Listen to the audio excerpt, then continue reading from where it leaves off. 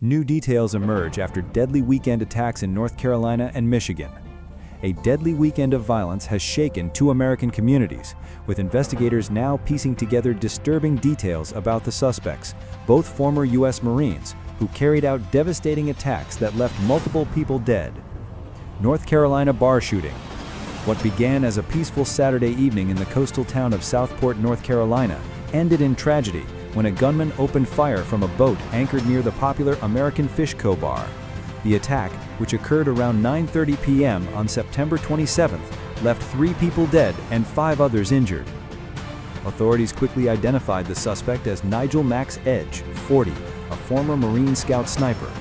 According to police, Edge acted alone in what they described as a highly calculated and deliberate assault.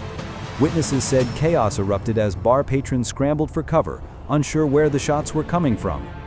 The U.S. Coast Guard detained Edge the following day. At a press conference, Southport Police Chief Todd Coring emphasized that the community was no longer under threat. "This is highly premeditated from what we're seeing at this time," Coring said. Court appearance and charges. On Monday, September 29th, Edge appeared in a Brunswick County courtroom. Prosecutors charged him with 3 counts of first-degree murder, 5 counts of attempted murder, and 5 counts of assault with a deadly weapon. A judge ordered him held without bond. Assistant District Attorney Jenna Early revealed chilling details. Edge allegedly attempted the same attack a night earlier, but fled after another boater confronted him for failing to use navigation lights.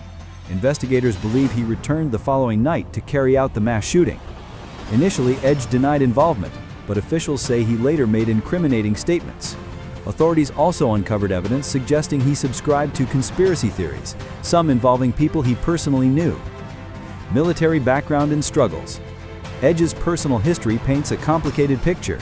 He served in the Marine Corps from 2003 to 2009, deploying twice to Iraq as a scout sniper and reaching the rank of sergeant. His record included a Purple Heart, 2 Bronze Stars, and the Combat Action Ribbon. However, officials noted that he suffered combat-related injuries and post-traumatic stress disorder.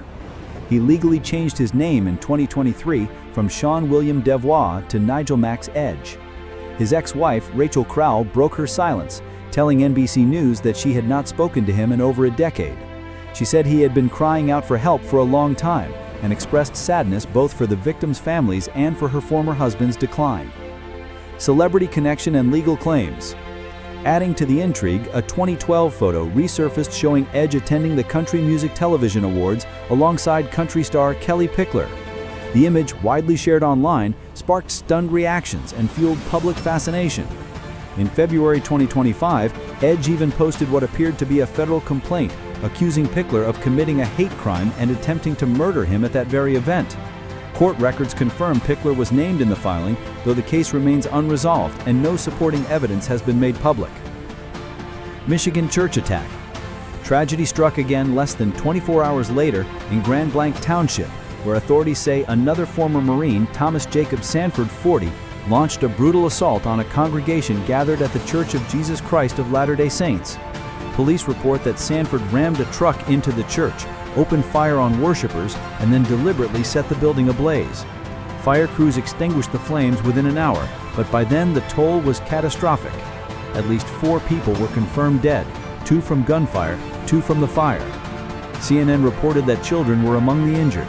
Officials feared the death toll could rise as investigators continue searching the charred remains of the building. Community horror and federal response. For survivors, the experience was harrowing. One longtime church member, Paula, described hearing a loud crash before chaos unfolded. "I didn't know what was going on, and I didn't know if we were going to have to get down," she said. "It's devastating to know that I've lost friends and to see somebody would do this to our church." Authorities say Sanford served in the Marines from 2004 to 2008 with multiple combat deployments to Iraq. He earned commendations including the Iraq Campaign Medal and the Global War on Terrorism Service Medal. Like Edge, he had no significant criminal record prior to the attack. The White House responded swiftly.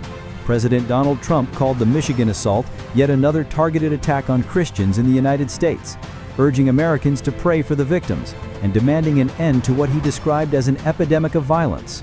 Attorney General Pamela Bondi confirmed federal agents were investigating, while Vice President J.D. Vance called the events deeply troubling. Searching for motives. Both attacks, separated by only a day, are now under intense investigation. Authorities are digging into the men's digital records, mental health struggles, and military service histories. While officials have yet to announce clear motives, the parallels have reignited urgent debates over veterans' access to mental health care, the rise of conspiracy theories, and America's ongoing struggle with gun violence.